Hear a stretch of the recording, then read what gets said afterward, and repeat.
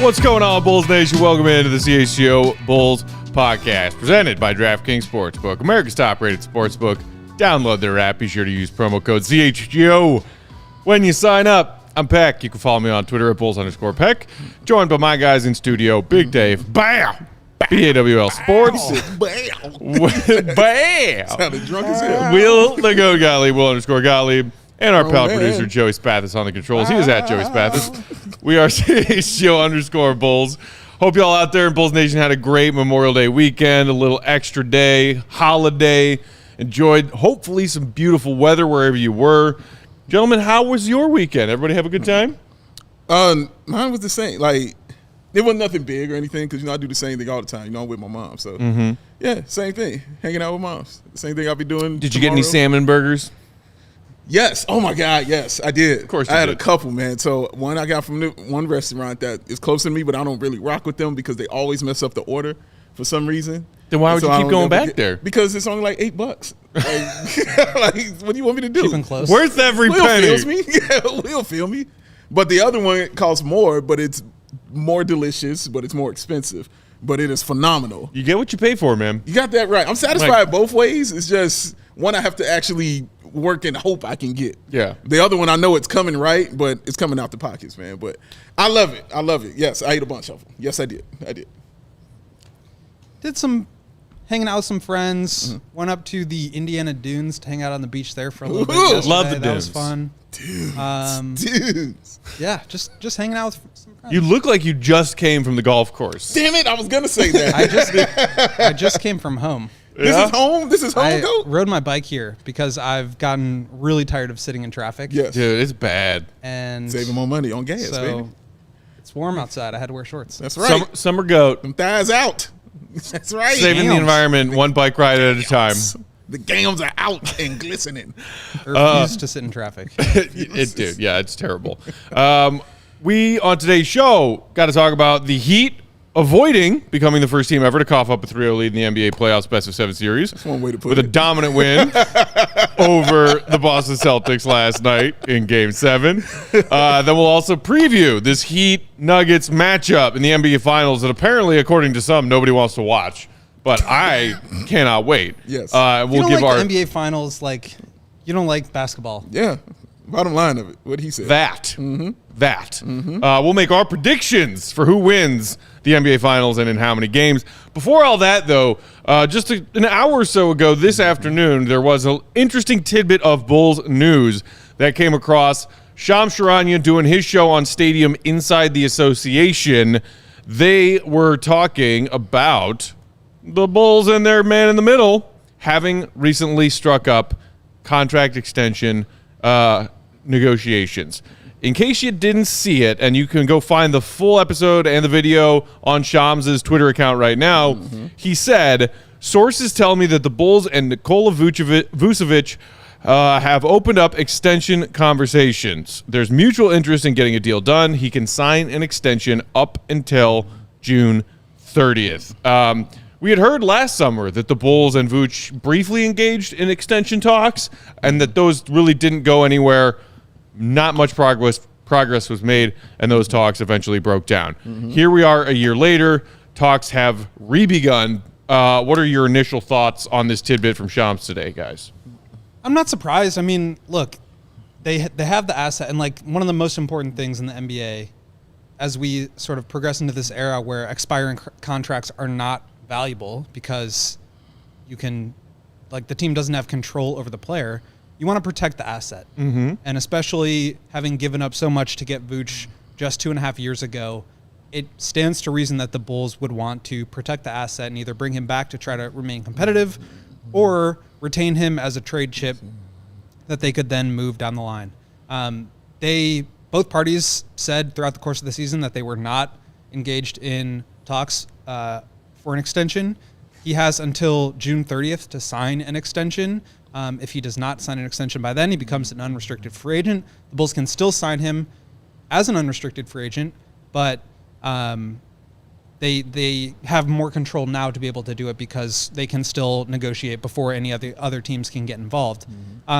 So given the fact that they didn't trade him, given the fact that they didn't trade him at the trade deadline, given the fact that they want to remain competitive, given the fact that they haven't had a chance to do this already, it stands to reason that they would at some point have to enter talks to negotiate an extension.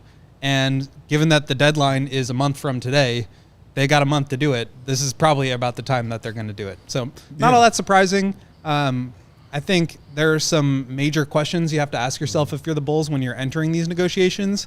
But on its face, I mean, this does not really surprise me all that much. No, it's not surprising. Like you said, they're in no other kind of position to make any other kind of move than to negotiate with him. Even if the end result is a sign and trade, the negotiation still has to occur between the Chicago Bulls and Nikola Vucevic. It has to go that way. Because you can't just let him walk. That's the bottom line. You put yourself in this position, and you can't just say, well, we're not going to do anything and just let him walk out the door. That is not the plan. Ever is that the plan. So, yeah, you have these contract talks. Like you said, they had them all ready. They broke down for whatever reason. But now you got some more time to clear it up. Let's say he's come to terms with who he is, as far as the player he is, as far as his role on the team, as far as his age is concerned, where his family wants to be. He's had time to figure those things out. So now you've got a whole month to decide if this is the place that you want to be, or a month to decide if you want to just do the sign and trade, or a month to decide if you want to just sign somewhere else. It's all in your court on this one. But in the Bulls' court, it's we have to go do these negotiations, bottom line, because it's the only chip they really have. Right. We got Bulls fans in the comments chiming in. Kayron Hay said, let Vooch go, which speaks to maybe people being okay with the whole let him go for nothing philosophy. Go. I think there is an argument for that, by the way. Okay. But that argument is not let Vooch go and spend the money elsewhere because as we have explained, as you have explained, Will, and you can go and reread Goat's column about Vooch and their offseason decision on allchgo.com, a refresher course, they can't spend that money on someone other than Vooch. Yeah. They can retain him, but that money doesn't just come back into their pocket if they let Vooch walk. Right. Ken Pachi's Zarakai? I don't know. Let me know how you say your name. Jamiroquai? Said Jamiroquai. Love Vooch, but I like him more with a shot blocker and a good floor general. Alex asking, does this mean we don't do anything to make the team better? Not necessarily. But again, unless something wild happens and the Bulls front office does decide to hit that blow it up button with approval from ownership, you're going to see some fringe moves with some combination of using a portion of the mid-level exception and some portion or all of the biannual exception while retaining Vooch. The thing is, when you talk about not letting him go, it's because, and Bulls fans know this obviously, of what you gave up to get him. So the optics would be terrible. Correct. If they say, hey, Vooch, thanks for 2 pretty solid years. Wish the three-point shooting was a little bit higher, but 2 solid years. The man was a walk-in, 18 and 12. Yeah. And that's fine. For 2 seasons. Yeah. For 2 seasons, including playing all 82 this past season. But you give up a couple of young pieces, namely Wendell Carter Jr., and 2 first-round draft picks to get that guy. You cannot just say, thanks for these 2 years that resulted in 5 playoff games. Right. Here's the door. Peace out. At the same time, I know that it could be frustrating for some Bulls fans, like Alex was just asking, is this the first signal towards the Bulls running it back? If most of the Bulls fan base has agreed at this point that running it back ain't good enough. I don't think so. It's a signal to doing what you have to do in the offseason. It's the move they have to do, whether they are running this back or not. Like I said, whether they're doing a sign and trade or not, it's the move they have to do because you can't just let him walk out the door for nothing.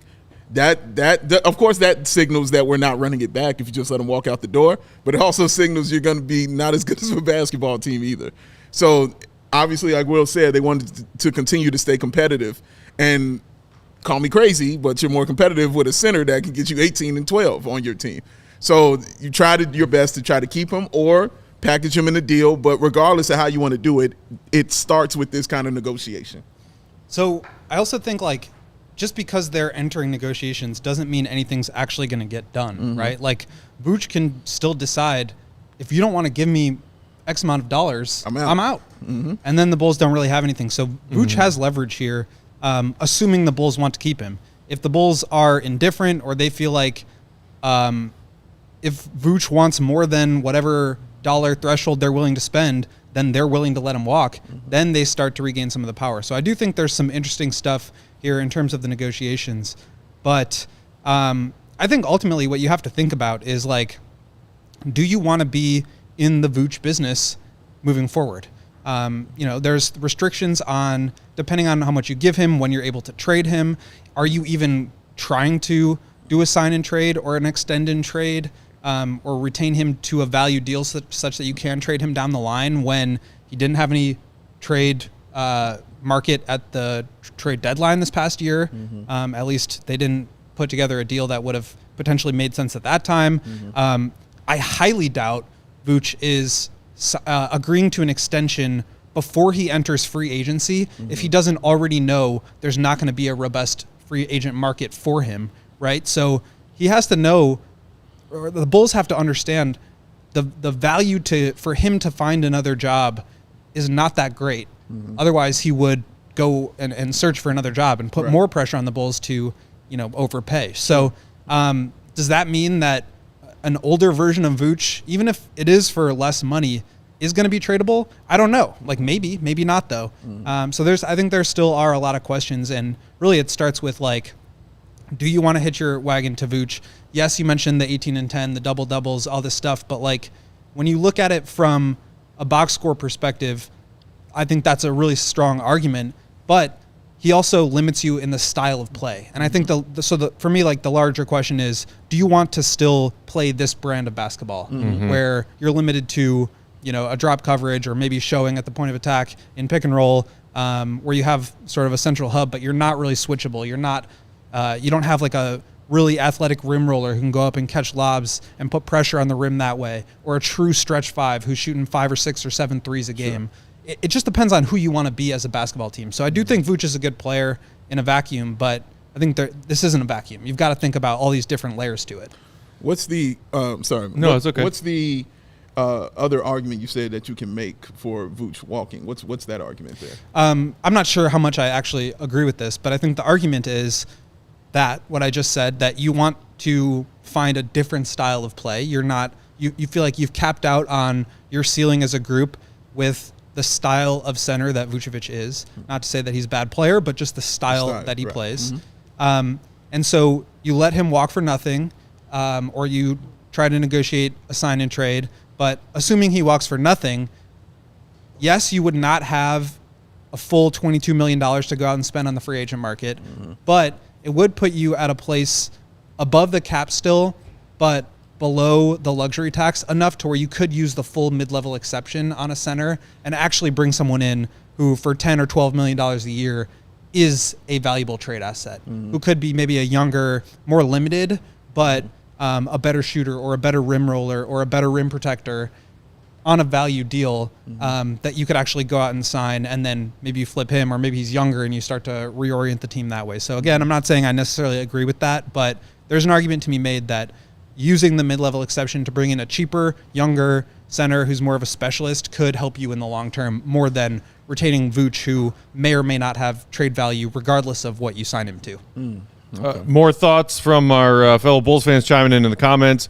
Our guy Beat Daddy Fish said, and this kind of speaks to what you were talking about, Will. It's Vooch's last contract. He's going to get what he wants, whatever that is. If you're talking about a center over the age of 30, maybe trying to get one more money grab, and maybe that being somewhere other than Chicago. Golden Force said, do we have faith in the fringe market? It feels like when we go bargain bin diving, it's not a fun time. Boy, ain't that the truth. How dare you speak of Tristan Thompson in such a way?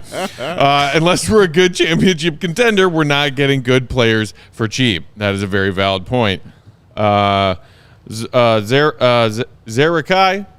said, I could see Vooch going to the Warriors, who, as of today, need to find themselves a new team president. Interesting news there. Punch ended everything. This is interesting from Bobby, saying Vooch was doing really well as the 3 guy on this team. If DeMar is gone, for example, he should get way more usage for sure. That, to me, is the interesting question as we talk about Vooch beginning contract extension talks with the Bulls. Let's just say, hypothetically, that he and the Bulls do come to some sort of agreement and they retain him on a new contract. Mm-hmm. Do you see a possible universe in which the Bulls bring Vooch back but still decide to trade one of or both of Zach LaVine and DeMar DeRozan? Because on surface value, it doesn't make a whole lot of sense to think, well, basically trade Zach, trade Vooch, or trade Zach, trade DeMar. You're blowing this up and starting over. Mm-hmm. Why retain a veteran center at that point? That's a great question. How I see it is, I think they're gonna trade DeMar. This is just how I'm thinking. I'm thinking DeMar is going to be traded. Sign Vooch or don't sign Vooch. I think that's going to be the chip that they play and the chip that they use. But that's why I wanted to ask you, Will, because if they do sign Vooch and bring him back and trade DeMar, then he's not the number 3 anymore. He's the number 2.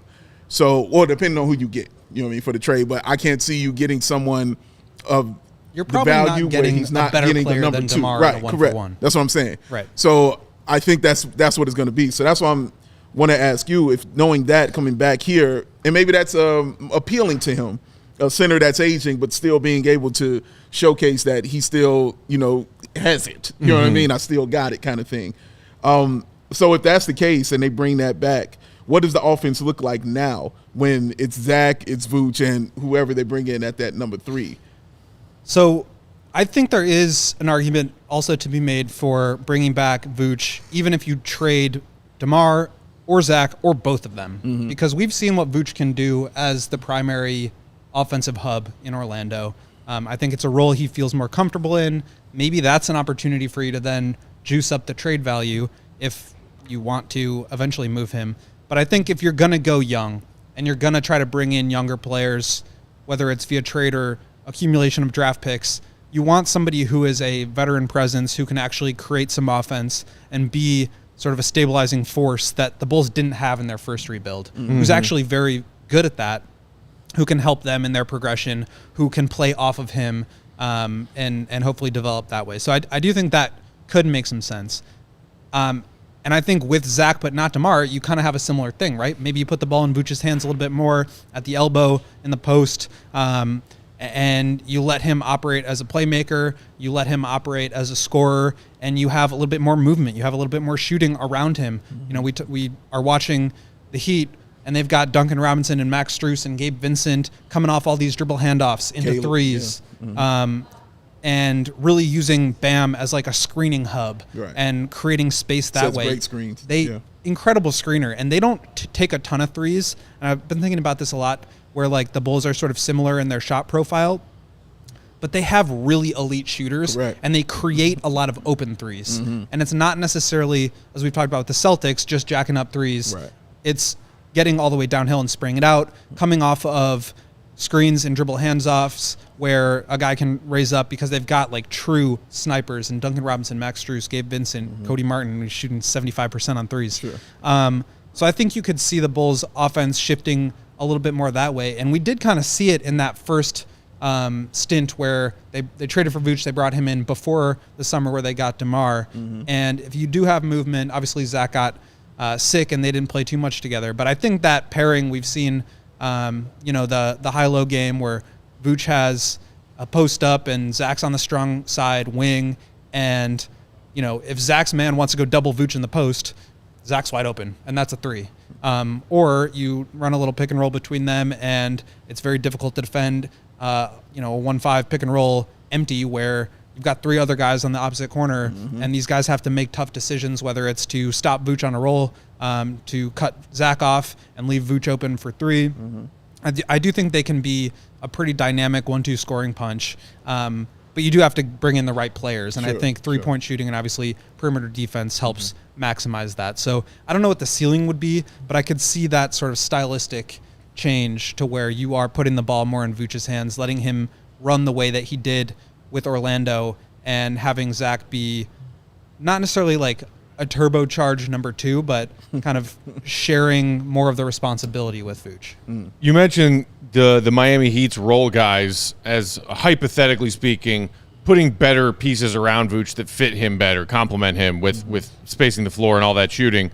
Michael in the comments said, 8K loves Vooch. I think he comes back. They might add Max Strus as the three-point shooter they need. Would love that. And, I know Bulls fans still have that longing in their heart for Max Strus. Native of Hickory Hills, Illinois. Played college ball at DePaul.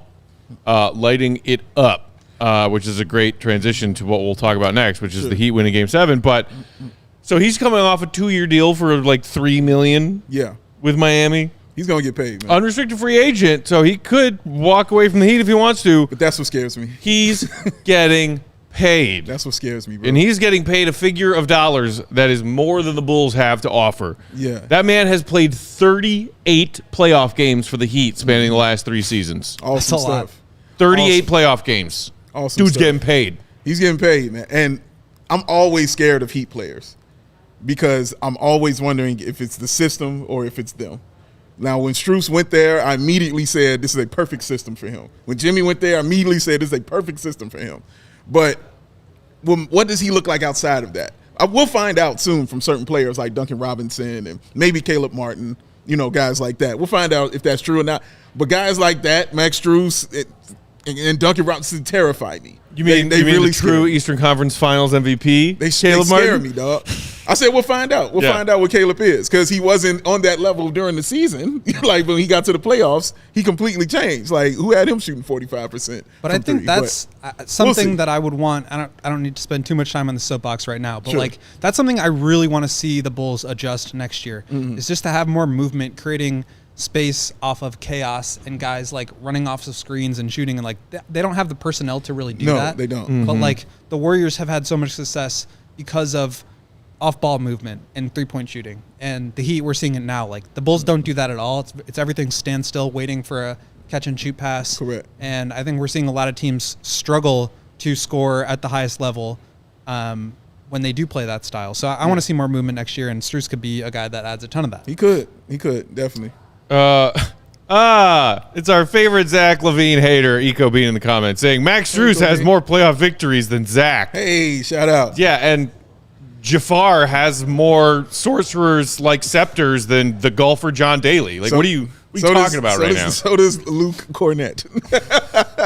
He does as well. Why are you comparing shit to other shit that don't need comparing? Yeah. Love you, Eco Bean. Cool. Always a pleasure to see you, Eco Bean. My man. Let's take a break. When we come back, we'll dive into the Heat's win over the Boston Celtics in Game 7 of the conference finals. While we're doing that, if you're watching along with us on YouTube or catching the replay afterwards, hit that thumbs up button. Helps us out a lot. We greatly appreciate it. Gets the word out. And, of course, make sure you are subscribed to the CHGO Sports YouTube channel. Big Dave, what do we got on deck? So, when the GOAT was biking in today. Ooh. And, I know he had a couple things. I know he had a couple things on his mind. One, I'm glad the gams are pumping and doing all right. Two, I hope my hair is still going to look perfect, even though this wind is hitting it like that. Still looks perfect. Still perfectly coiffed. Still wonderfully coiffed. And the most important thing he was thinking is I'm so glad I had my 75 high-quality vitamins, minerals, whole food source superfoods, my probiotics, and all the perfect coiffness. The adaptogens. Yes! The AG1. He got them in his system. It's how he starts his day correctly. Athletic Greens, y'all. That special blend of ingredients that support your gut health, nervous system, immune system, energy, recovery, focus, aging, all the things that you want to take care of. Costs you less than $3 a day.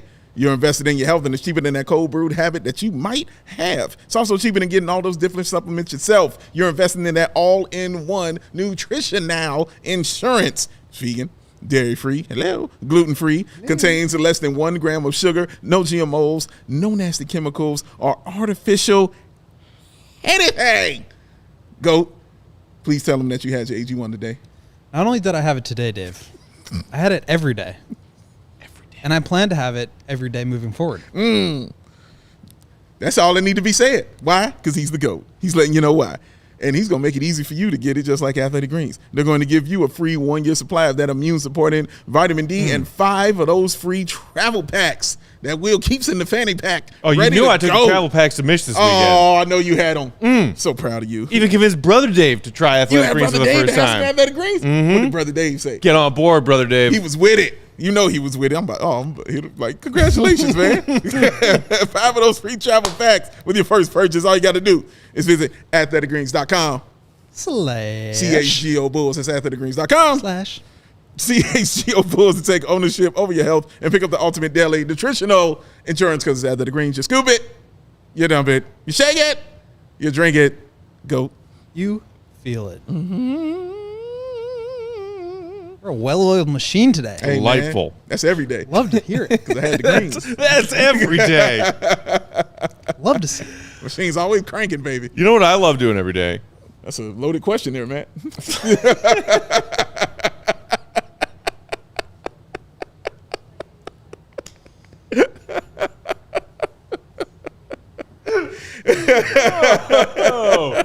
Oh, fair. Yep. Didn't have to be a loaded question. Didn't have to be, but Trying to blow on my spot here. Hey, you can go a lot of ways, all I'm saying. Follow me. Go a lot of different ways right now. I was just going to say. What way we going, though? I was just going to say that I love learning about all the ways people can save money and energy with ComEd by talking to my good buddy Joey. That is a fact. You do enjoy doing that all the time. Isn't that right, Joseph? Perfectly innocent thing to enjoy. Is that correct, Joseph?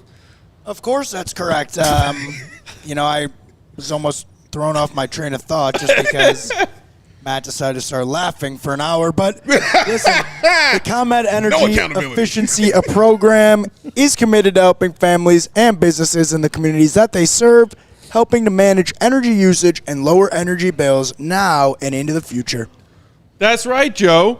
The ComEd offers a wide variety of incentives on lighting and other efficiency upgrades to commercial, industrial, and public sector customers of all sizes across their enormous territory.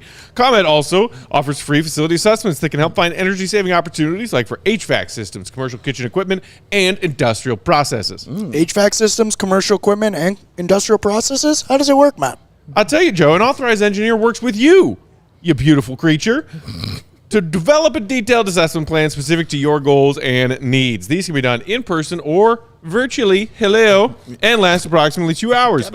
Within 3 to 4 weeks, customers receive a report detailing energy efficiency projects they can start working on right away. Each recommendation will include estimated energy savings, cost savings, that's money back in your pocket, project costs, potential incentives, and simple paid-back plans. If you own a business, don't wait. Get started saving money and energy today. For energy-saving tips, lighting incentives, or to schedule your free facility assessment, go to ComEd.com/PoweringBiz. Was that ComEd.com/PoweringBiz? That's right, Joe. ComEd.com/PoweringBiz. B-I-Z-Biz. Schedule your appointment today. All right, rolling along. Game 7 last night. Father. Just a tear. It's a tear. Gentlemen, we all got what we wanted when Derek White had that incredible, heroic putback at the buzzer at the end of Game 6. That was amazing. Yes, we did. See, that's where I was going because, as a Jimmy stan, maybe that bummed you out and stressed you out going back to Boston for Game 7. That's fair. We got what we wanted. The general consensus of NBA fans who want every single playoff game remaining that we can get said, hell yeah, Game 7. Yeah. And then we were about 15 to 20 minutes into Game 7, and I said, this is crap. Immediately regretted our decision. Why did we want this? Yeah. It was 4-4 with 3 minutes left in the first quarter. The only redeeming quality of Game 7 is that I bet the under. That is it. Smart man. How about heading into the fourth quarter? It was 74-64. It was Yeah, great. No, like for real, that was the score after three that quarters. was the score. Yes, I Good remember. old-fashioned Eastern Conference. Yeah, I remember because that's when I turned the game off. I could have sworn was that the Davis brothers were about to storm onto the court, which, shout out to Stan Van Gundy, Right. actually Yes, he did. referenced them Yes, he on did. the broadcast. He absolutely did. He was shouting out Bam Adebayo for the great screens he makes. Yeah. Reggie, he's just like the Davis brothers. Reggie said, "Yeah, sure." Just so the Jimmy stands don't get all upset, let's start by praising what Jimmy and the Heat did. Congratulations.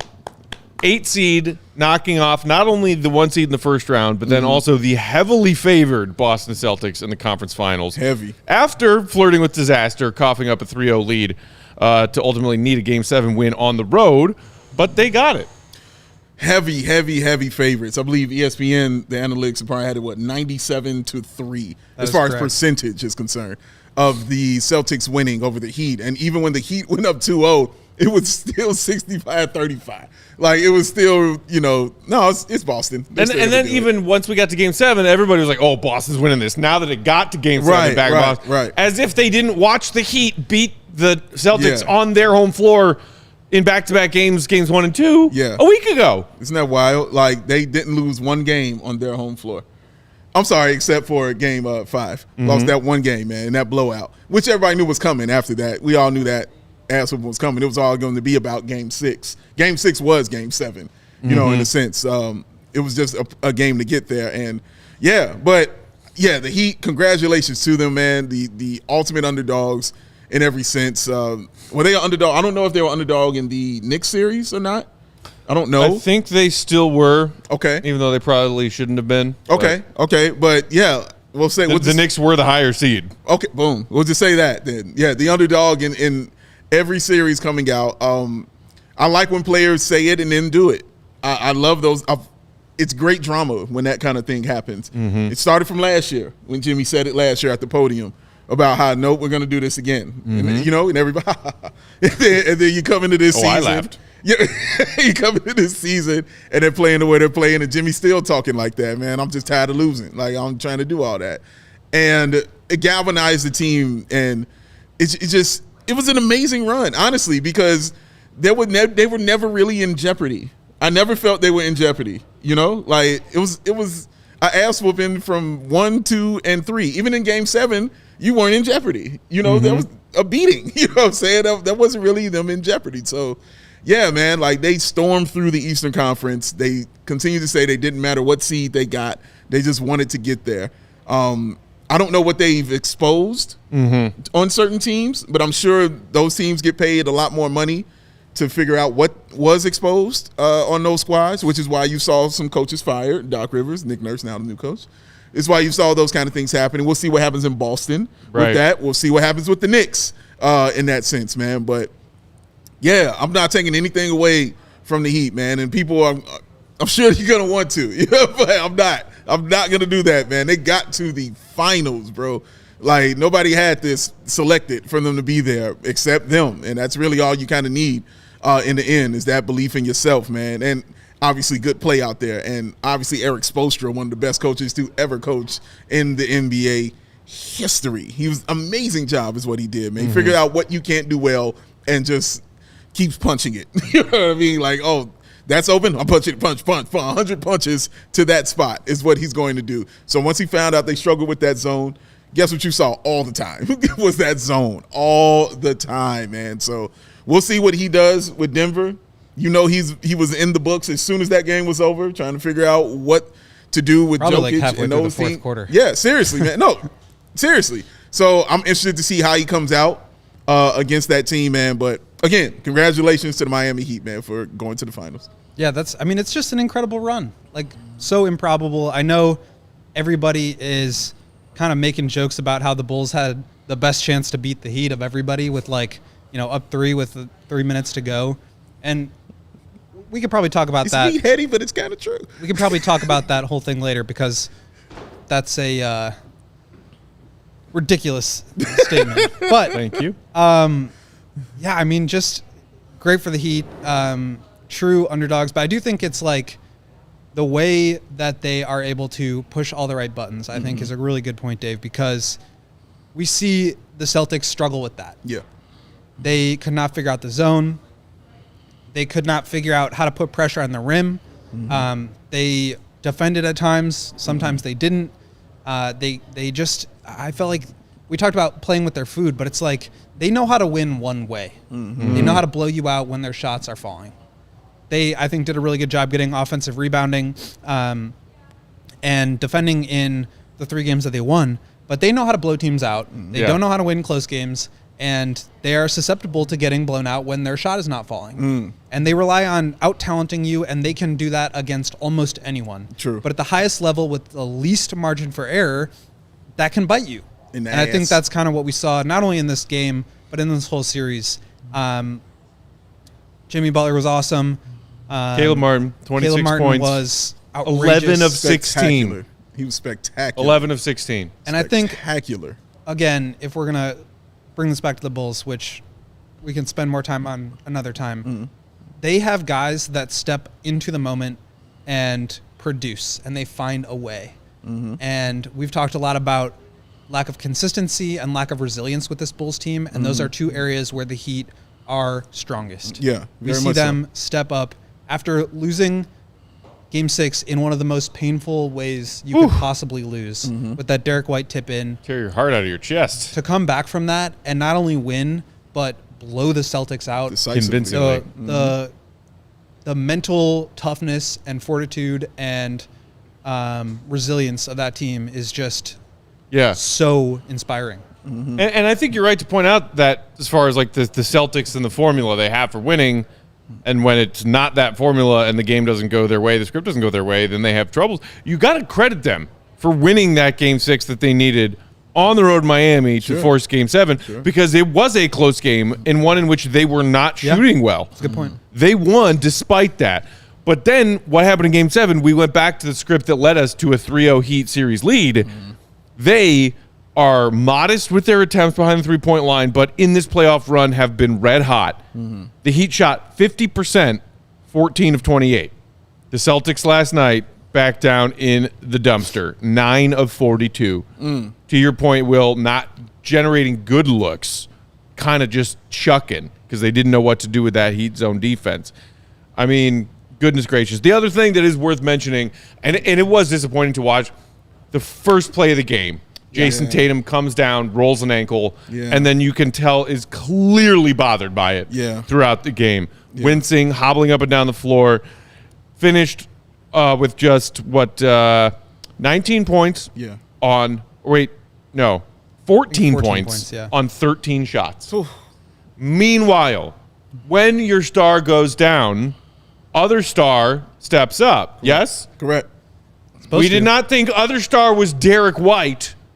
It should be Jaylen Brown. That's why I knew the game was over. 19 points, 8 of 23, 8 turnovers. This is the man who is your second-team All-NBA guy supporting your first-team All-NBA guy in a Game 7 on your home floor. And that's what they got from Jaylen Brown. And like, I feel like I was telling you guys this when the Celtics were digging themselves a hole earlier in the series. I was like, where the hell is Jaylen Brown? Yeah, no clue. Like Drew said, a big old oof from Jaylen Brown. And the spotlight is on you, just like it's on you when you win. It's on you when you lose as well, especially when you're a higher seeded team like the Celtics are, that everybody thought was going to the finals. So that spotlight is on you. It's not going to be on Jason Tatum for the reasons you mentioned. You saw him get the ankle, and you saw him actually carry that team in a couple of those games. So it's not going to be on him. But Brown, and even gutted it out. He was like driving to the bucket on that bad ankle last night. He was out there doing it. But Brown, I seen him. Speaking out there doing it. Wonder's got a hat on. That threw me off. It's new. He's got a red hat on, and that's my favorite color. Shout out to him. Athletic shorts? Yeah. Oh, yeah. Yeah, it's still a heater. Looking good. Still a chain, still doing his thing. Gas. Ty Rose, man. Bare feet. Look at him, man. Yeah, I don't know if the hat's for him. He's taking it off. Let that bald head breathe, baby. Yeah, he does. I don't think he believes. You got to believe. If you're going to wear a hat, man, you got to commit. You got to believe. But, yeah, man, it's going to be on him. One thing people continue to point out when you mentioned the 8 turnovers was his lack of handles. Like, everybody's like, wait, he ain't got no handles. Like, again, this is what the playoffs do. They magnify things. Like, if you haven't been watching that team all season long, you probably wouldn't have known that, But I've been watching. We all knew he wasn't a great dribbler like that, but being on the team he was, you were able to, get away from that because, but guess who's exposed to stuff like that? Right. The Miami Heat. Speaking of which, our guy Mark K. Hi, Mark. Mark K. Had a hilarious tweet as Game 7 was unfolding. As you mentioned, Jaylen Brown and the weak handles and the 8 turnovers. Did he bring it back to the Bulls? Of course he did. Okay. All right. Well, not technically. Okay. This is a tweet from Mark during Game 7 last night. Can't be a lead guy without real ball handling and creation skills. This message is applicable to Jaylen Brown, but others too. ... Yeah, that's. I think he was talking about Zach LaVine. I think it's safe to say. I think he's talking Zach. Did you guys see that picture of Bill Simmons looking absolutely miserable at the end of Game 7 last night? He was Did you miserable. see it next to, I don't want, never mind. Lawrence knows. It's just, What? no spoilers. What? No spoilers. It's game a already Succession happened. thing. I don't want to. Oh, Yeah, it's a no Succession spoilers. thing. Thank you. Spoil it. All right, I'm glad I didn't hear whatever that was. There's All a right, good wonderful. meme with relation to Succession that I want to I'm going through Succession right now. I'm on episode 4 right now. So please. Joseph Yes, in the comments said, "Talk about the Bulls, please," in all caps. Did you miss the start of the show? We spent the first 25 minutes talking about the Bulls. Now we're talking about the NBA playoffs because they're interesting and exciting. And we are NBA fans in addition to being Bulls fans. Yeah, man, we got to talk about the finals, man. They're not there. So I think it does bring up some interesting questions about this summer. And I think what's going to happen with Jaylen and Jason? Are they going to stay together? Are they going to break it up? You've got this new CBA coming in. That's going to affect the Celtics' decision about whether to give those two combined $600 million. That could cause some domino effects about who gets traded and if the Bulls are able to sneak in there somehow. And that's the thing also with the Celtics. Like, do they want to run this back again? Are they okay with the team that they have? Now, like we said, on paper, it looks great. In Eastern Conference Finals, a few years, finals appearance, those years. But you clearly are missing something to get you what you really want, and that's that title. So in this league and like anything in life, you got to give to get. So do you have to give up Brown to get something that you truly need? I think, honestly, they're lacking a point guard, a true point guard. Nothing against Marcus Smart, but he's not a true point guard. I think they would thrive with an actual true point guard, a guy like Mike Conley who can, get you those key buckets that you need. And Jaylen Brown wouldn't be so big, you know what I'm saying? And that wouldn't be so magnified upon him like that. But to get that kind of guy, you're going to have to give up for Jaylen Brown, man. So we'll see, man. But I saw a lot of people asking and talking about, to bring this to the Bulls, if it would be if they thought that Jaylen Brown and Zach LaVine on the Bulls team would be a good move for the Bulls to get. Personally, I think you're still missing a point guard if you're going to do that move right there. And it's like you're getting kind of the same player, like Mark mentioned already. Like you're kind of getting that same kind of guy. I'm not going to say no to it because of the talent that Brown possesses and stuff like that. But you kind of know how far you're going, with that right there. But I'm not against it, but you're still missing some things that you have to have on the team for that to truly work. At the end of the day, the Bulls are missing a lot. Like, they're not one player away from anything. Right. I do think it's somewhat of a lateral move. Maybe, like, there's some standard deviation between them, but everybody knows how I feel about what direction I think the Bulls need to go. Which is why you can't compare. Whoa, the Bulls win instead of coughing up that second playing game, and maybe they're doing this instead of the Heat doing this, sir. Golden Force just asked the comments, does Miami's success incentivize the front office to run it back? It better effing not. Because these are very different teams in very different situations. Dave. I also think it's why you go to the playoffs. Here you go. I cannot do this right now. First of all, you can go to hell for thinking I sound like that. Secondly, it's why you go to the damn playoffs, sir, to give yourself a chance to do something in the playoffs. Do I think the Bulls are going to the finals? No, Dave, no, Bulls. You think the Bulls are going to the finals? No. With your dumb ass. No, I didn't think that. I never said that. Never thought it. I just didn't believe they were getting out the first round. I don't believe that. But damn it, this is why you go. Because guess what, Matt? Saying ain't like doing. You can say it all you want, but you got to go do it on the damn court. The same with the Heat. They're not going to beat the Bucks. They beat their ass. They're not going to beat the Celtics. They whoop their ass. Nobody had that. You can say all that shit, but you got to go do it. So give me an opportunity to get out there and do it is all I'm saying. Give yourself a chance. Go to the playoffs. See what happens, man. That's it. To be fair, they tried to go to the playoffs. Thank you. Thank you. Billy Donovan didn't.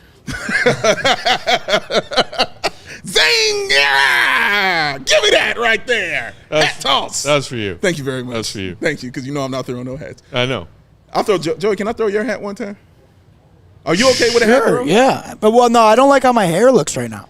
What? You don't like how your hair looks? I haven't gotten a haircut in like 2 months. 2 months? It's long. Is that a long time for you? Yeah, it's long. Hair's long. No, is that usual for you? No, it's not. You go I often? usually go once a month. Well, I got a haircut. People's more hairs than once grow in a at 2 month span. I would be concerned for myself. Yeah, newsflash. Dude who wears People's hats hairs every day. grow at different rates. Okay. So for me, I got to get a haircut sooner.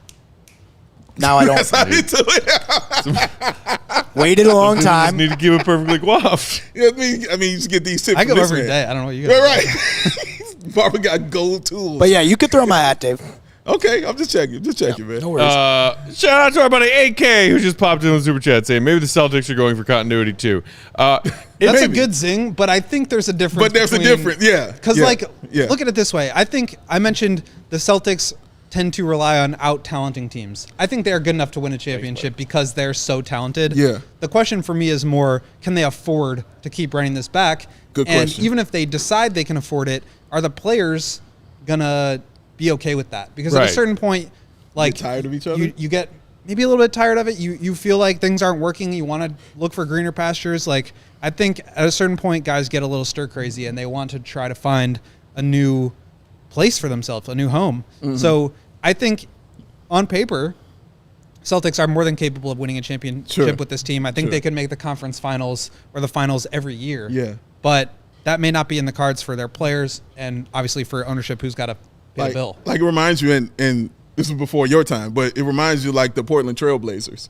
You know, those teams with Clyde Drexler and Terry Porter and Jerome Kersey and Kevin Duckworth, like Yeah. and Buck Williams, like they were stacked. They had a real team, and they got there every year. You know, Yep. but they just couldn't get Fell over short the hump. against the Bulls, fell Yeah. short against the Pistons. Right, right. You know. All that. Right, exactly. So they had opportunities to get there, but they just couldn't get over the hump. Utah Jazz, same way, except that was different. They was running up against, Yeah. that dude. They can go to hell, too. And that as well. F you, Karl Malone, for real. Sorry. F you, John Stockton. Sorry for bringing it up, For guys. real. Sorry for bringing it up. That was my mistake. My apologies. Trying to enjoy my Tuesday. My apologies. I take full responsibility for that. Okay, that was on me. But Portland, do you want to be a Portland Trailblazer team, which is great? Now, I'm not dissing Portland at all. Yeah. Those are awesome basketball teams. But do you want to be Portland, or do you want to be the Bill Walton Portland that just won one year? Yeah. Not even with all the talent, you know what I mean? But they have the best player, which was Bill Walton. Do you Yeah. want to be that? So it depends. Like I think it's success in all that. You know, you can find that and all that. Personally, I'm with the title. Yeah. But it depends, man, about what they want, bro. Because they could run it back, like you said, Will, because of the track record. Yeah, it would be pretty surprising, I think, even knowing the contract situation they're in, to see them split that up when they've gotten so close. Yeah. Mac for a better tomorrow in the comments. Celts remind me of OKC. Tatum is KD. Brown is Westbrook. They could never win. That's an interesting comp. Tatum one that I hadn't who's really harder? thought about before. Who's harder? Oh, so you're thinking like young. Yeah. Because well, they actually went to a finals. That's why I got to put that in there. And, you know, that's the other thing that I was thinking in Game 7. The other crucial piece that Boston added that I was saying all season long was a huge piece. Yeah, and you were that I right. picked to win Sixth Man of the Year and won And you Sixth Man did. of the Year. Malcolm Brogdon, total non-factor Yeah. for most of this series, including Game 7, in which he played 7 minutes and scored 0 points and Yeah, that did injury, nothing else. That injury really bothered him. Man. Real He was bummer. shooting air balls out there, man. Like it was tough play for him, man. But you're right, he was great for them all Yeah. season long. But yeah, we'll see. All right, so that's it. Celtics are dead. I'm so sorry to all of you Celtics fans out there. That's okay. Oh, just really heartbreaking. I'm so sorry for y'all. We got to take one more break. We'll come back, dive into the NBA Finals, Heat and Nuggets. Get them lights up. Today's CHGO Bulls, that's right, hit that like, brought to you by our friends and supporters at the Goose Island Beer Company. Chicago's beer since 1988. They've got an incredible roster. Beer fans who like all different kinds of beers, they've got something for you. The Goose IPA, a 6-time medal winner at the Great American Beer Fest. The Michael Phelps of beers. always in style, This guy. citrus aroma, bold hop finish, plus those beer hugs. You got the tropical beer hug, the neon beer hug. Great varieties, all delicious pale ales. That dry hopped imperial tropical IPA, 9.9%. Careful. Dangerously delicious. You got the 312 wheat ale, another summertime favorite of everybody here in Chicago. And the one I'm sipping on right now, the Full Pocket Pills. An everyday beer, and it's what the brewers are drinking. What's your favorite beer at Goose Island? Try them all and figure it out. Grab ultra fresh brewery exclusive beers at Goose Island's original brew house on Clybourne Avenue in Lincoln Park, or from their tap room on Fulton Street in Westtown, just right around the corner from us here at CHGO. Goose Island Beer Company, Chicago's beer. Cheers. Ooh, with the cheers on your ass. That's what I'm talking about, man. Heck. And when he said Cheers that, to the doing Celtics going down. Guess what? That's what happens when he's sitting there watching that. He can sit down and he can turn on his television and enjoy himself 140 plus live channels of sports, shows, movies, and news. Where can you do all that at? That don't sound real, Dave, but it is. It's Fubo TV. Man, damn it, that just sounds too good to be true, man. I like watching the TV in the bathroom. That's why I like to do it in the shower. Well, guess what? Stream it from any device that you got. Turn it on and stream it. You can do that. Well, I like Chicago sports, Dave. Well, then you can watch the most Chicago sports for the lowest price. You heard what I said, the lowest price. Well, man, that sounds expensive. 7-day free trial. Let's slap you across the face with it. I don't want to sign no contract. No contract to sign. I don't really like cable. No cable. And no hassle. Just sign up, chill out, start watching. But what if I'm looking at something and I want to record it, man? DVRs are expensive. 1,000 hours. Cloud DVR. Dave, it sounds expensive. No extra charge. Why? Because we love you like that. That's why we hooking you up. And is some events coming up that you want to watch? I like tennis. French Open. You know what? I also like Agent Wilson. WNBA. Well, you know, I want to see the draft because, you know, the Blackhawks got their thing happening. NHL draft on ESPN. How about the playoffs? How about the finals? How about the Cubs and the White Sox on the Marquee Network and NBC Sports Chicago? Shout out Bulldog. It's on. F1, F1 racing, and Joey's favorite, well, actually, baby Joey's favorite, UFC 289. Oh, he's watching the fighting already? Well, watching him being there, I don't know, man. He might be He's not doing going. the fighting. I don't know yet. Maybe he is. Is he the coach in the corner? You know, like He won't The tell trainer. It's called the trainer. Trainer? me. Yeah, he's just Thank you, Joe. So much disgust. It's called a trainer, you dumbass. You don't call him a coach. That's exactly what he said. That's exactly what he said, man. Oh my God, that was awesome. So watch your team, whether it's the Cubs or the White Sox or the Marquee and NBC Sports Chicago with Fubo TV. Use the link in the description. Sign up and get yourself 15% off of your first month of Fubo Pro. Because it's Fubo TV. Turn it on. Enjoy it. Love it. All right, guys, moving along. We Thank don't have you, a ton of time to talk finals, but let's talk finals. Nuggets Heat, game one, this Thursday night. Dave, you and I are going to be... Joey, what was that? I'm trying to fill. Joey, I'm trying to fill in the ad document. I'm typing in the thing, and all of a sudden the camera flips to me. Put us up on camera. Not on purpose, Man, you Dave. should have seen his face. Not on purpose. Instant Wait till you replay? watch this back. Wait till you watch this back. Need and an you- instant replay And you of that. see Joey's face. Oh my God, dog. That was great. Joey's, ooh. That was amazing. That was amazing, Joseph. Oh, my God. I can't wait to watch that again. That was special stuff. You just need to learn from Lawrence. Yeah. Man loves putting his face Love on, Lawrence on is always camera. on that I don't have a camera, problem putting myself on the camera, but but when you do so it was the accidentally... full. He wasn't trying to. It was the. I was on the full screen cam. Yeah, he wasn't trying to do that. You know what I mean? But it was awesome. Man, that was enjoyable.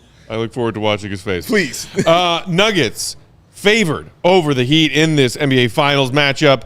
Minus 400 for the Nuggets and plus 300 for the Heat coming into game one. Nikola Jokic, the favorite to win Finals MVP at minus 300. Jimmy Butler next in line at plus 325. Those were your respective Western and Eastern Conference Final MVP winners. Correct. Gentlemen,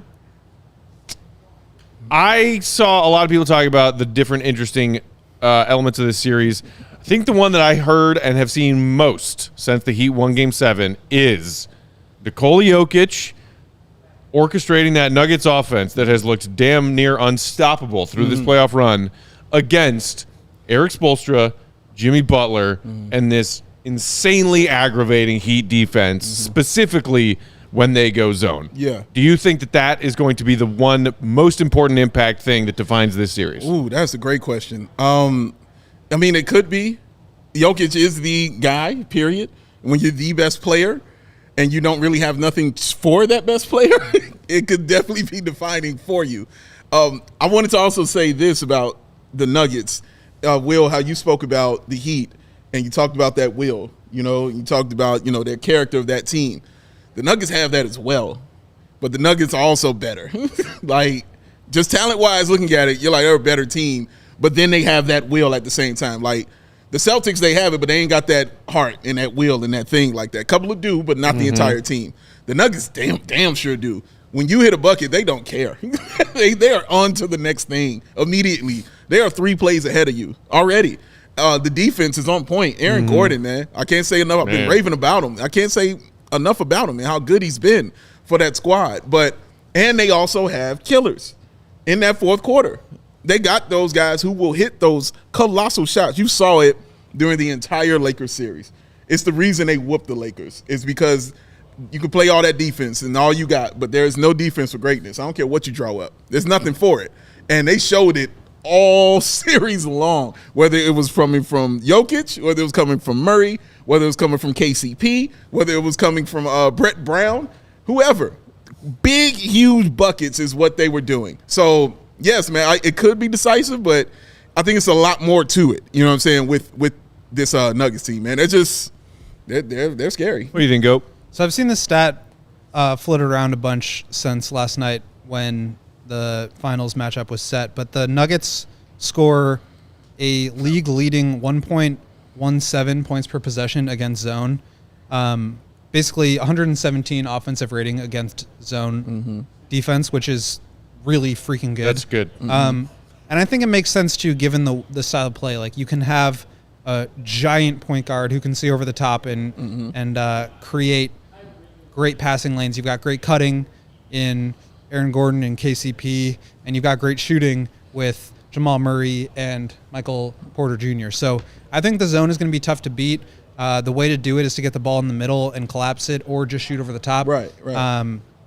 Nuggets are able to do both of those things. And great passing out of the zone as well. And great passing out of the zone as well. If you put Jokic in the middle, you just give him the ball and let him operate. Yes. Like, he could just score right over you. Yes, he can. Bam, obviously a great defender, but at a pretty big size disadvantage there. So it's going to be tough for the Heat, but they just keep finding a way. Yes. And I think, as well as Michael Malone has coached, as much talent as the Nuggets have, their versatility that we've talked about, their defense, their shooting, their depth, their go-to, every possession can get you a bucket, pick and roll with Jamal and Jokic. It's just gonna be overwhelmingly difficult. It's gonna be tough. I want to believe in the Heat. I think that they can be competitive. I don't think it's going to be like 20-point wins in 4 games, but it's a really tough matchup. Matt, where do you stand on this? How do you feel about this? Shout out to Drewish, who said, Steph, no recap what the matchup of Joker versus Bam is looking like, ... It ain't pretty. Those people who are saying, oh, man, this, Bam and the Heat zone defense is going to give Joker fits, I don't buy it. I don't either. I don't buy it at all. No one picks apart defenses like Joker. Nobody. And every role player on this Nuggets team, Murray, his 1B co-superstar. Yeah. Next to Joker. And the way, and Dave, you touched on it, the way Aaron Gordon's been playing, the way Michael Porter Jr.'s been playing, Bruce Brown, Christian Brown, if they need minutes from him. Christian Brown, yes. This Nuggets team is deep, and, God, they play team basketball, and it's beautiful to watch. And I don't care if Spo has this zone trick that he goes to. Team basketball will beat that. Yeah. And that's what the Nuggets excel at. True. Offensively is team basketball. Guys moving, ball moving. Don't turn it 100% of the time and take care of the basketball. Look, do I think that the Heat might find some way, if the Nuggets let them, to muck up this series, make it uglier basketball, and keep it close? I see a world in which that's possible. But the Nuggets at their best are miles better than the Heat at their best, in my opinion. There it is. 4, 5, 6. They're the picks. I see people in the comments throwing their picks in. Seems mostly Nuggets. I did see somebody out there picking the Heat in 6, some Jimmy fan. I got the Heat in 6. You got the Heat in 6, Joe? Yes, sir. Feel good about this? They're at a big talent deficit. For all the reasons you've said, you're correct, but they've found a way. Every time, I'm not picking against them now. In the East, though, this is a different beast, bro. But I understand. But were they at a big talent deficit against Boston? Yeah. Oh, yeah. They were big talent deficit, pretty much. Yeah. Nuggets in 5 seems to be the most frequent pick of all of the picking I've seen. I see a lot of people in the comments saying Nuggets in 5. Will, you went Nuggets in 5? Yeah, I don't feel great about it, though. Dave, you went Nuggets in 6. Yeah. You think that Miami has a shot to make this a real series? I was going to go 5 with everyone else. Hell, I was thinking sweet. But I said, no, let me give them their respect for what they did in this Eastern Conference. I have to give Spoelstra the respect and Jimmy Butler respect to say, I think you can at least get 2 of these games against this team. I think you can squeak it out, make it dirty, like you said, and get hot from the 3-point line. Tyler Hero coming back in. I'm sure will play a role in that as far as the shooting is concerned and spreading the floor. But yeah, this is a respect. That's the only reason I'm giving them 6. It's just out of respect for the Heat, man. Like, because they haven't gotten it, you know what I'm saying, the entire time throughout the Eastern Conference, man. So I'm like, you know what?